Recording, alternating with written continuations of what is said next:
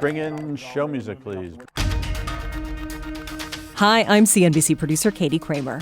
Today on Squawk Pod. New York City, a flashpoint for state rights versus Donald Trump's federal government. I have a lot of thoughts. You do? I do. That scares me. Do New York and New Yorkers need to be saved from congestion pricing by a king? President and CEO of the Partnership for New York, Kathryn Wylde, explains what's at stake. The president could say, get rid of that law, and I'll support congestion pricing. I mean, I do think we're going to win in the courts in any event, but there are other ways that the president could attack the larger issue. A plunge for Palantir and DOGE savings so big they could pay out dividends. This seems like just, hey, I'm a nice guy. I hope you love me. But he's not running again. Plus, Andrew Ross Sorkin holding out on us for years. You've been doing this for 8 years, never said a word. Never said a word. It's Thursday, February 20th. Squawk Pod begins right now. Stand Andrew by in 3, 2, 1. Cue Andrew.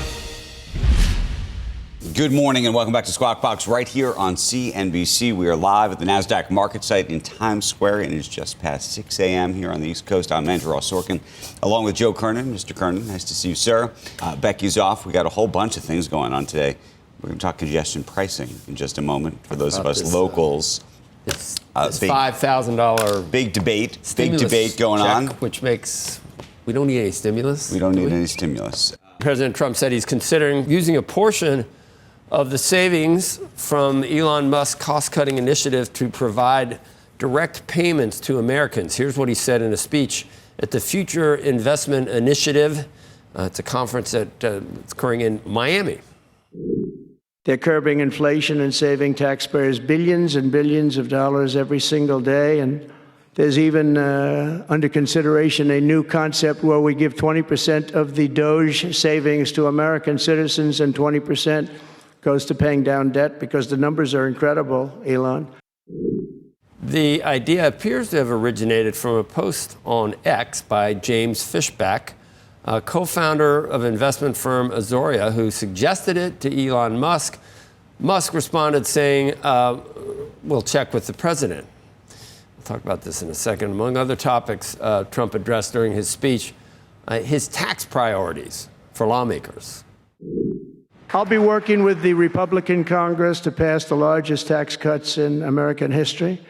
And that includes, obviously, we have to extend the Trump tax cuts, which were, until now, the largest. We're going to dramatically cut taxes for families and for workers and for companies, including no tax on tips and hopefully no tax on Social Security and no tax on overtime. We know what happened with the first stimulus checks, which, some of them were good. Some of the later ones maybe weren't good because maybe it was overstimulating an economy that was growing pretty well. The rationale, I guess I could explain it that if we were all overtaxed for wasteful programs or fraud, maybe we deserve that back, maybe, but I don't know how you do it in terms of means testing. I don't know if it's across the board. That doesn't seem to make a lot of sense. The inflation that did follow some of the spending, it probably wasn't too wise, some of the stimulus spending.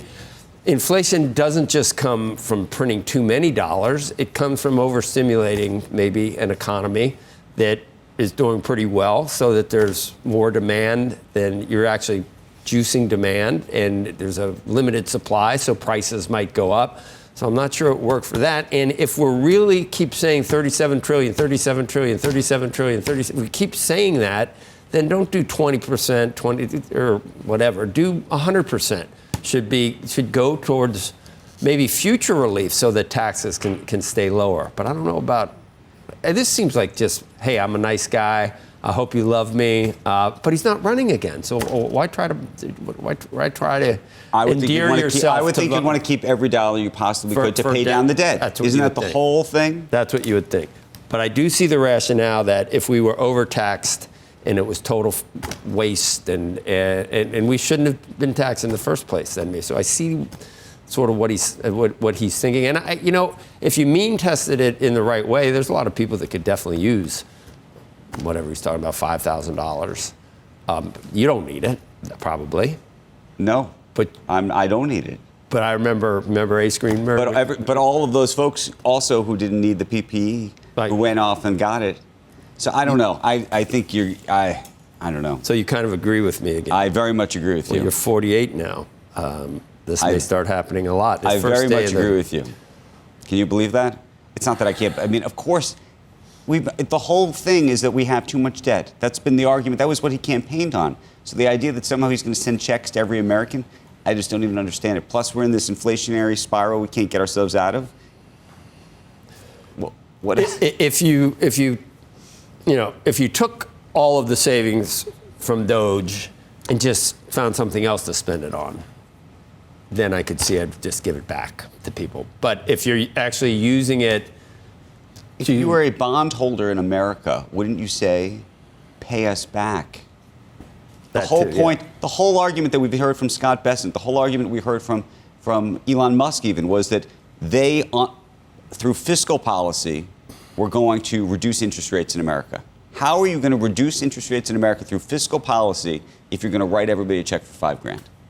Right. It seems like it seems like it may have happened just like what we just heard.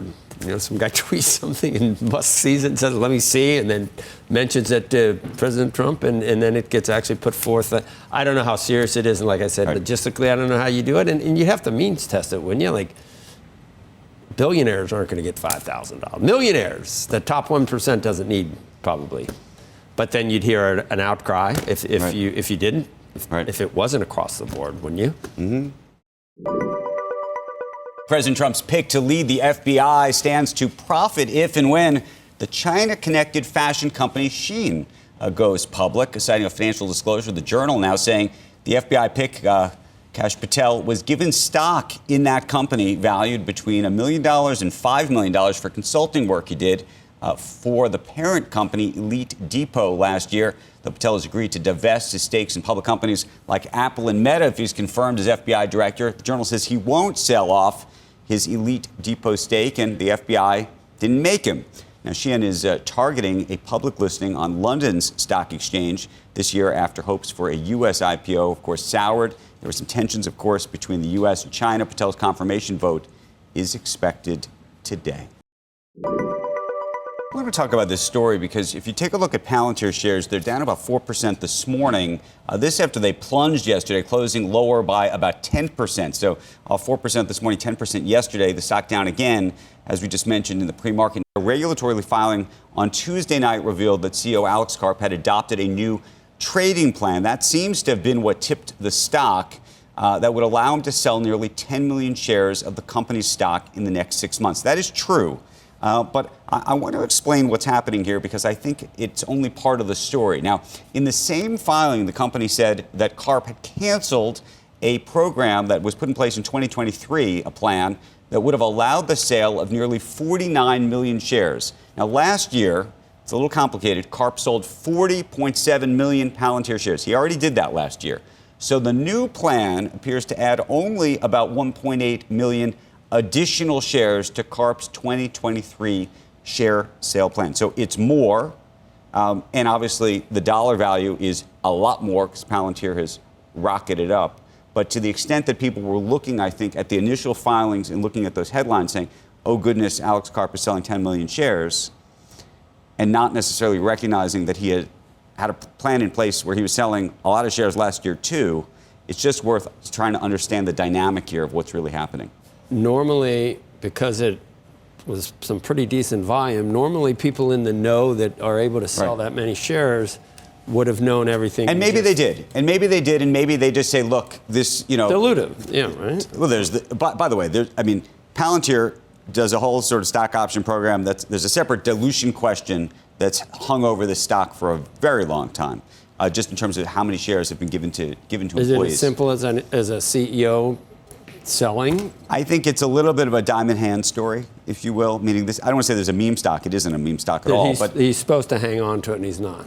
I think that there's a lot of folks that they call themselves Palantirians. I mean, there really is. There are? Oh yeah.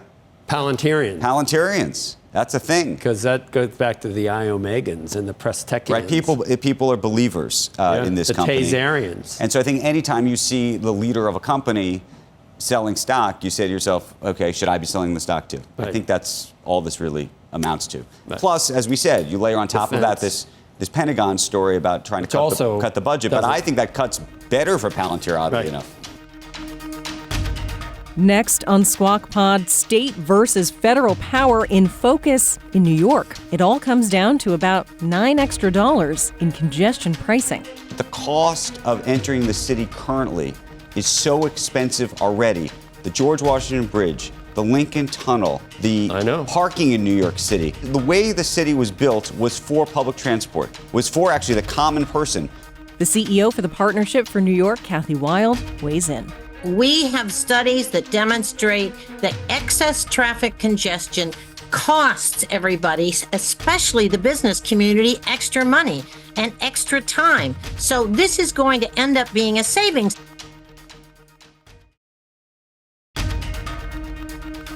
This is Squawk Pod.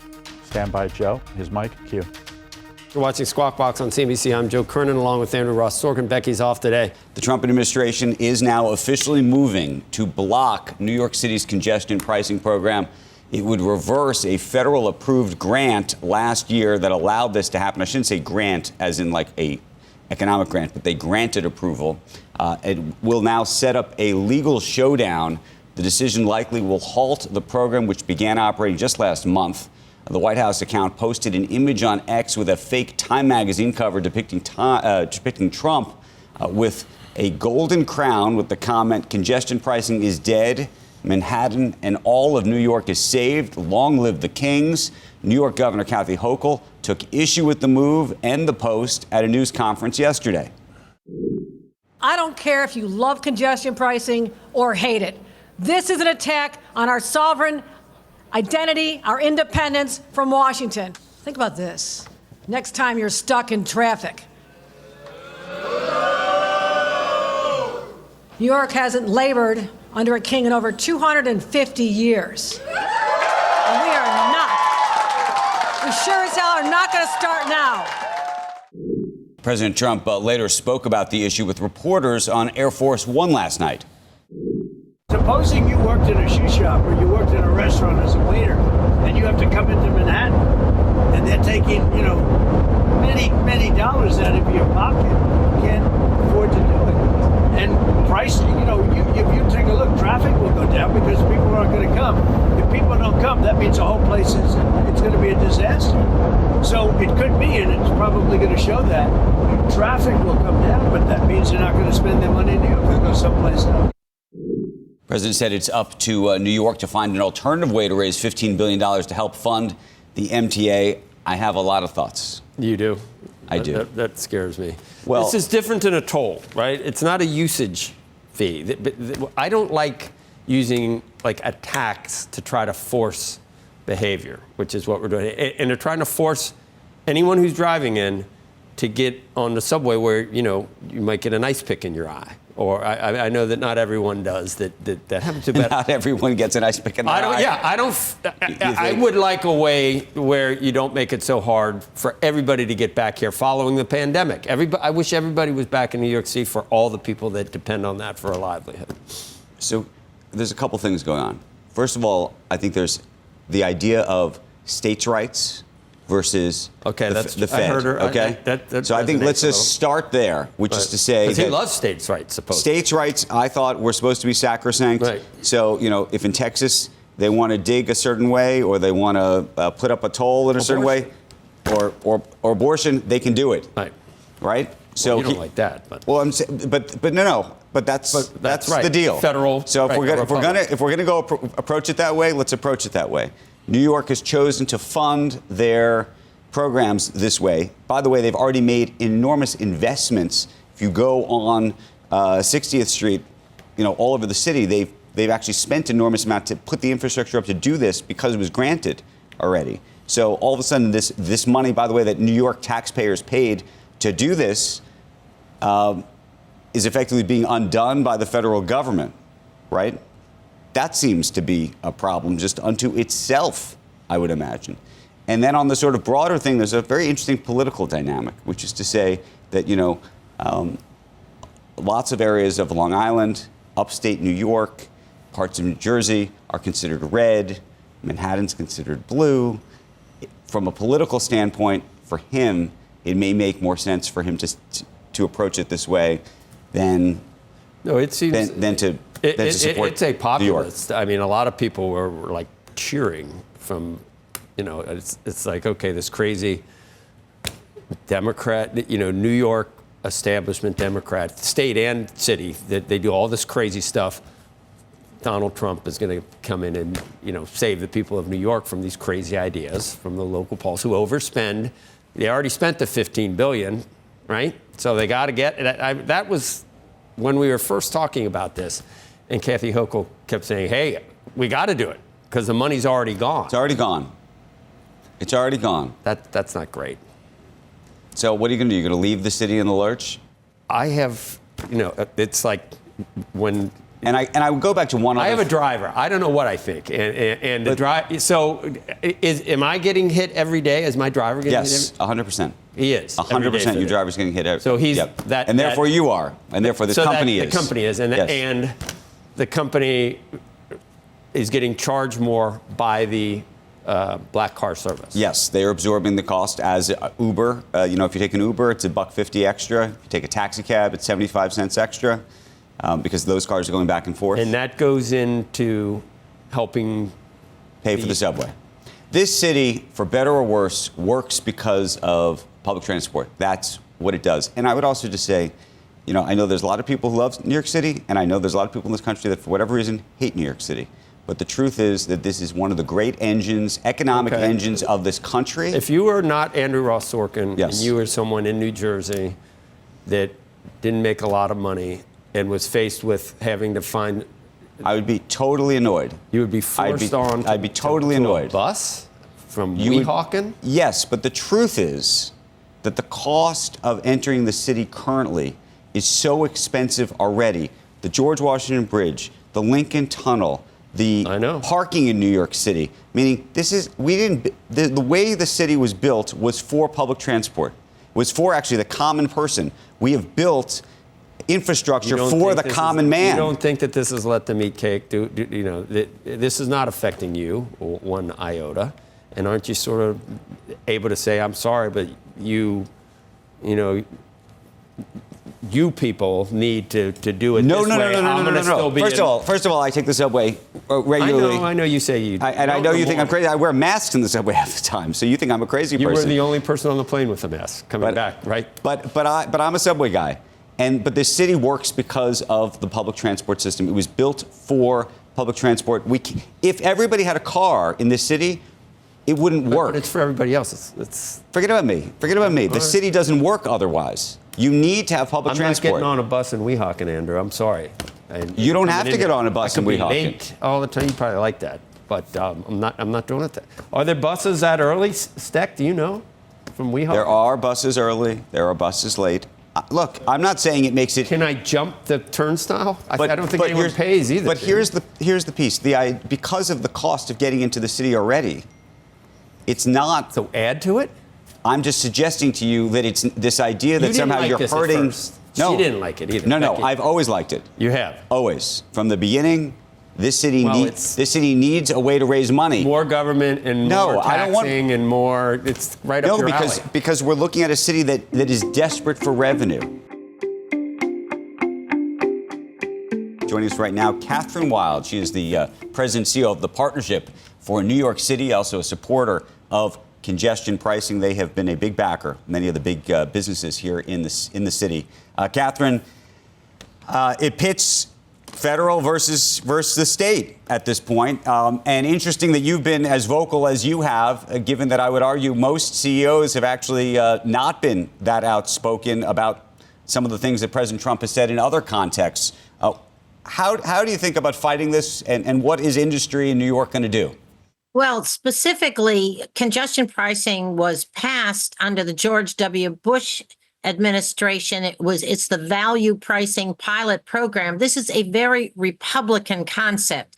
And unfortunately, we have some campaign rhetoric left over from the congressional campaigns in the suburbs that have convinced the president that congestion pricing is somehow unpopular or negative or a socialist idea. It's none of those. And as the governor said, this is a direct infringement on states' rights pursuant to the federal value pricing program. We're confident that the congestion pricing program is going to continue because we will win in the courts, as we have won in the federal courts due to the challenges brought by Phil Murphy from New Jersey and others.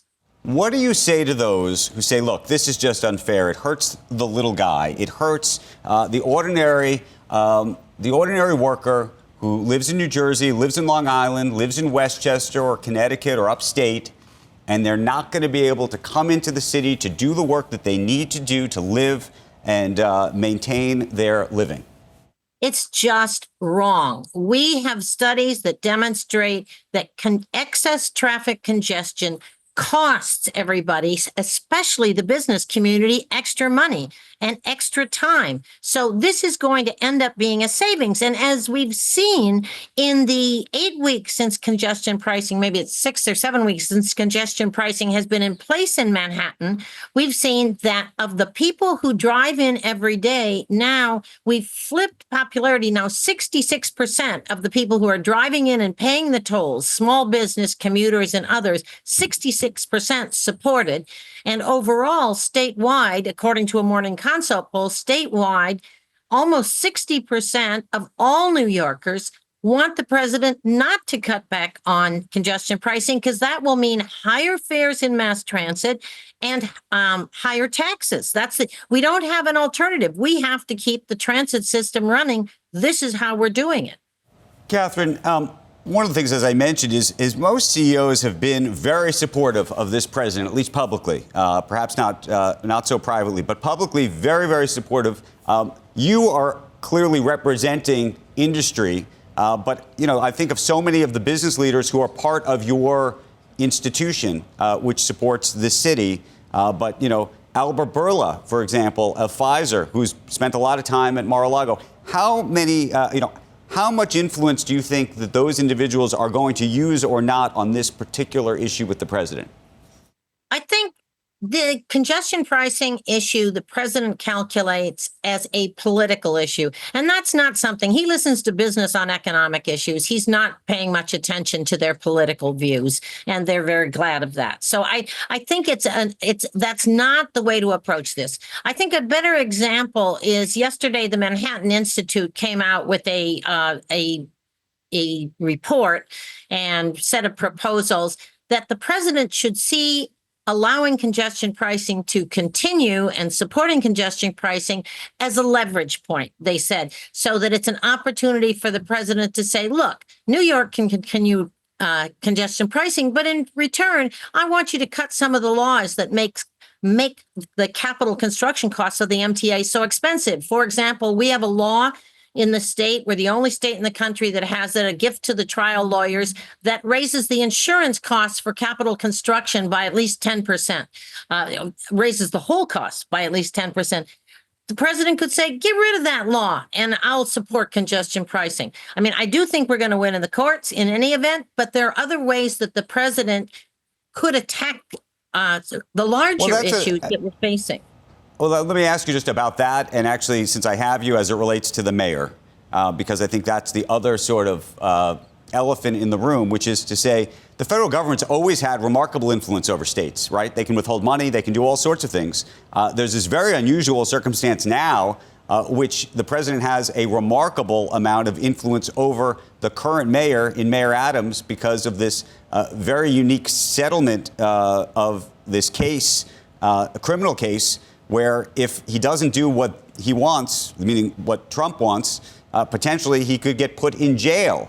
What do you, the partnership, think of that? I think that the situation with the mayor is unfortunate, but in point of fact, under our state constitution, the city is very much a creature of the state. And we have a strong governor who is on top of both these issues, the congestion pricing issue and the challenges the mayor is facing, she's certainly going to make sure that, for example, that our immigrants here are protected and going to push back. So I don't think that while it's a tragedy, what's going on in terms of the mayor situation, our mayor is not a king, and he knows he's not a king. And we have a strong governor who's in a position to be able to make sure that nothing goes sideways in New York. We've got our values. That's the question, though. How concerned are you? Look, 4 of his deputy mayors are resigning. And so then there's just a question of a vacuum of leadership. We have agencies that need managers, people who are going to manage these institutions, going to keep this city going. Andrew, I cannot disagree. The professional management of the city is very challenged right now, but we still have good commissioners in place. So the agencies are running. The garbage is being picked up. The police are doing their job with a great commissioner, Jesse Tisch. We've got, so yes, it is. And the governor is on top of it. I'm in communication with her office every day and being reassured, and I'm reassuring the business community that nothing is going off the rails. The city is going to continue to function effectively. Again, I can't underestimate. But Kathryn, do you think the mayor do you think it was lawfare that he suddenly started going against the Democratic Brahmins in New York City about immigration? And that's why they decided to bring this case in the first place. If so, then what's happening is the correct thing. It shouldn't have been brought for political reasons. Well, Joe, for the last 3 years, the mayor's position on the immigration, especially the illegal migrant situation, has not changed. So nothing in Trump's election did not change the mayor's position. And everybody thinking, well, somehow he's now compromising the city to the president. His position has never changed. But was he targeted unfairly by prosecutors? I don't know. We'd have to see a trial to know that. I honestly don't know. I think that it certainly didn't make him popular. I was dealing with the White House to try and get more support for getting migrants processed and closing the borders, et cetera, throughout that period. And it was rough. I mean, they were pretty mad at the city. All right. Kathryn, always great to talk to you. Want to thank you. We will see how the debate over congestion pricing plays out. Tease will be next. Coming up on Squawk Pod. Personal news, is that what they do? Not really personal. It's for all of us. A new entry to the Squawk Box Book Club. We'll be right back.